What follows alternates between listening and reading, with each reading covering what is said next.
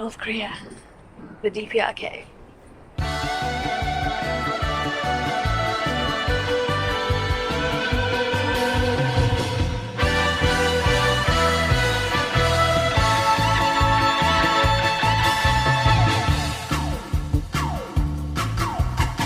Hello everybody and welcome to a very, very cold Dandong, right in the northeast of China. If you missed my last video, that's me making the massive journey, the 14-hour train journey all the way from Beijing to Dandong. We're here now, finally. We've got Mao, he's here behind us somewhere. I'll show you him in a minute. It's very cold and very windy, and I don't know how much filming I can do because my hands are already very sore. But I am about to take you to the North Korean border. It's about a 10-minute walk away from here. Let's get started. I am freezing.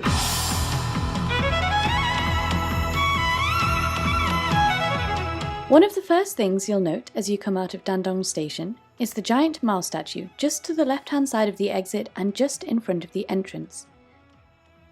He stands tall and raises his right arm pointing towards Beijing, China's capital city. Dandong itself has an interesting and rocky history. Previously known as Andong under Japanese occupation, the city then became known as Dandong in 1949. Due to its geographical location right next to North Korea and as the largest city bordering North Korea, Dandong became a frontline city just a year after, in 1950 at the start of the Korean War. In 1951 it was subject to bombings of multiple bridges by the US, including the Broken Bridge, which we'll see later on, to try to stop Chinese assistance over the border. Now this bridge, along with the Yalu River banks and border area, has become a popular tourist destination for its close proximity to North Korea. So it is just one straight road, basically down from Dandong train station all the way down to the river and therefore down to the border with North Korea. It's actually been years since I've done this. I don't usually go to this border bit because I've been here before and I usually just look after people's bags for them whilst they make the trip, because what happens when you get to Dandong is you have like an hour to explore before we then get back on the train to go to Pyongyang. So, you know, I've been here before. I say to people, the tourists, leave your stuff with me, you go have an explore and come back. So I've actually only ever been here once or twice in my life, despite the fact that I've been to North Korea and been on that train a lot. And just, you can see just behind me, don't know if you can see the North Korean flag as well. The shops on the side as well here as we approach the border sell North Korean goods. It's mainly knockoff stuff. Wouldn't recommend, if you're going on a trip to North Korea, wouldn't recommend buying anything North Korean outside of North Korea, to be honest. You never know what's real or what's fake. Walking around Dandong, you're likely to find a bunch of shops, restaurants and businesses that have both Korean and Chinese writing. Some of these are selling North Korean related goods, and there's even some North Korean restaurants here, but it's mainly due to the large number of ethnic Koreans here. Dandong has a population of over 2 million, 20 to 30,000 of which are ethnic Koreans.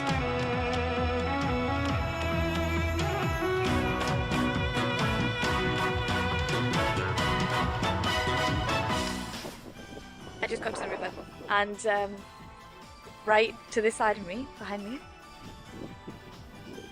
that's North Korea. That's North Korea right there.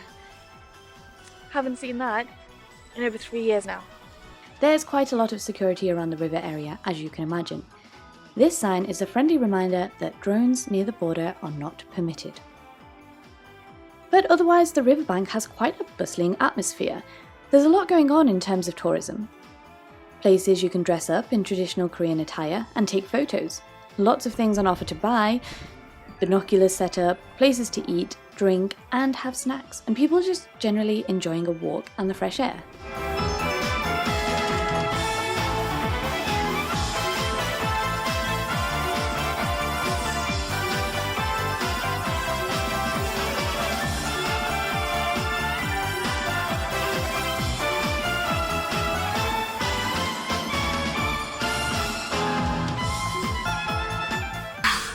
Been a long time since I've seen this border.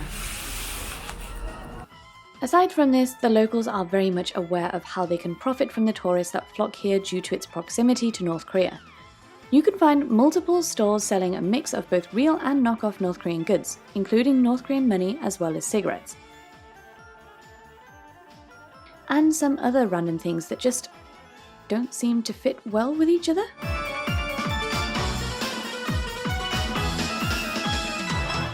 Otherwise known as the Sino-Korean Friendship Bridge, or China-North Korea Friendship Bridge, this is the bridge connecting China and North Korea across the Yalu River.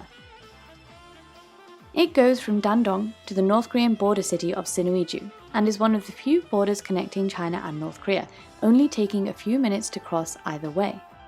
Between 1937 and 1943, the Imperial Japanese Army constructed this bridge during their occupation of Korea and Manchukuo, northeast China. The Friendship Bridge is not permitted to simply enter. It's a road and a railway that leads right into North Korea, and you can't walk along it. Today it serves as a functional connection between the DPRK and China, and a very important area for trade routes. Right next to it, however, is the broken bridge. The clue here is in the name. It is indeed a broken bridge, and it has a pretty interesting history, and this one you can actually visit and walk on. The Yalu River Broken Bridge is a railway bridge that used to connect China with North Korea. It was bombed by the US military during the Korean War and was never repaired. It remains in its destroyed state today, reaching across from China and abruptly stopping in the middle of the Yalu River just at the North Korean border. And let's buy ourselves a ticket.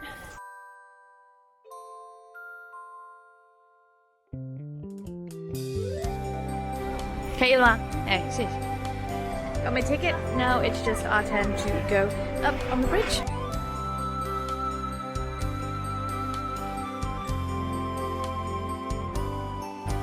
So this bridge does only go halfway across the Yalu River. It stays on the Chinese side of the Yalu River, but this will be, when I get to the end of it, it's actually quite long. This will be the closest that I've been to North Korea in a very long time, in over 3 years now.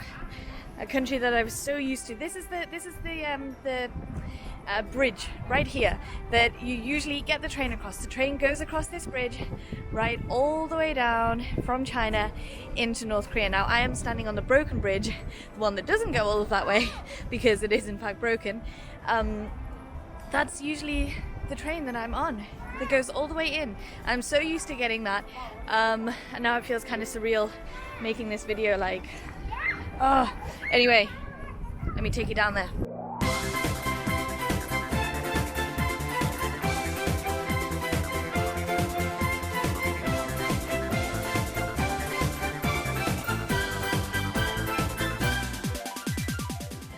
In its original state when it was first built in 1911, the Dandong Bridge was a steel bridge almost a kilometre long and 11 metres wide, with a total of 12 spans. Now it stops short of a few spans to the end, cutting right off in the middle of the river.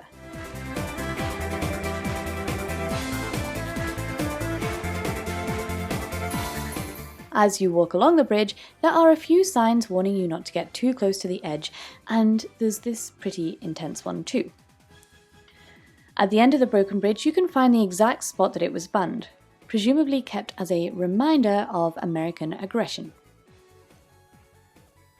So I am currently standing at the very edge of the broken bridge. You can see it here. It doesn't go any further, and therefore this is the absolute closest.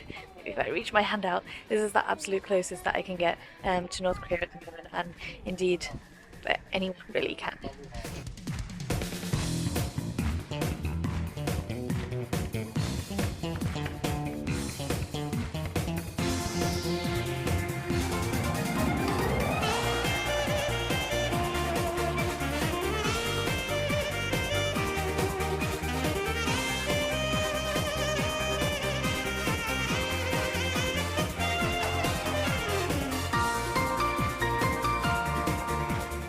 So that's it, guys. That is the broken bridge right there, right behind me. That is North Korea right there, right behind me. And here, it's the Friendship Bridge as well. So these are the kind of main stops that you have in Dandong. You have the Mao statue, you have the broken bridge and the Friendship Bridge. So we've done those. Before I leave though, I want to see if we can do one more thing, and that is to take a river cruise. Now I don't have too much time, so I need to find someone that can do it. within an hour. So let's see what we get. And I say the main sites of Dandong. These are the main sites that are kind of North Korea related or whatever, or the main sites that are in the main area of Dandong. There is a lot more to see in Dandong. There's even the Great Wall comes all the way to Dandong, which is kind of crazy. The lighting is not good. So there is a lot more to see. It was actually granted the capital of tourism, or the best city of tourism in 2001 by the Ministry of Tourism Board. I don't know why, but I'm apparently missing something here. For me it's just cold. Alright, you can get your tickets for half an hour, 15 minutes, or 15 minutes here. For some reason, it's cheaper to go for half an hour, so that's what I'm doing. Alright, let's go. Genuinely looks like it might just be me on the boat. Got my ticket.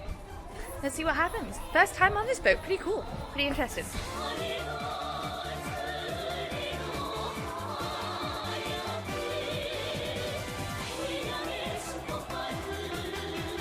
I had to wait for the boat to fill up a little bit, which gave me a bit of a chance to sit down as I was still pretty tired from the train journey and the early morning. Finally, we are off.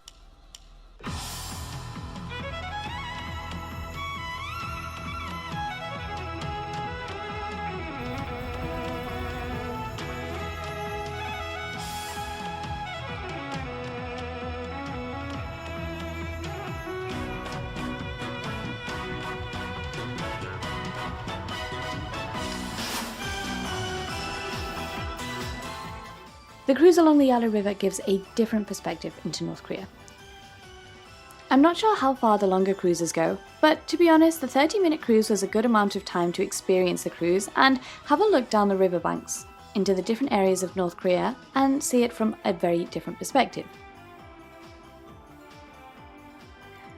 On the way, we mainly saw lots of ships, some construction going on, and various different buildings I couldn't quite make out. I did, however, manage to make out the words 일심단결 on one of the trains, which is a popular phrase in North Korea meaning single-hearted unity.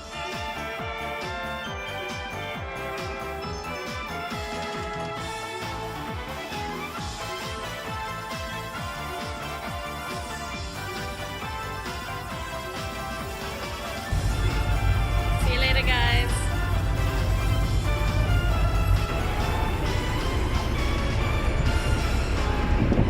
Finally got back to land because I do not like being on road springs. Let's get a bit seasick. Okay, and we are back on land. 谢谢.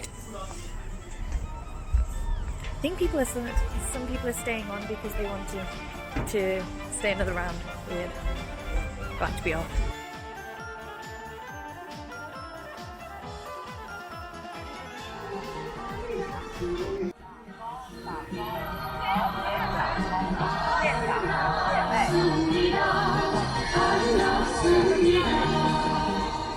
It has been a long time since I've heard North Korean music play when it hasn't been me playing it. You can currently hear it in the background. Pangapsumnida, Nice to Meet You has just finished and now they're playing a different one. And this is gonna be where I end the tour today, guys. I hope you enjoyed it.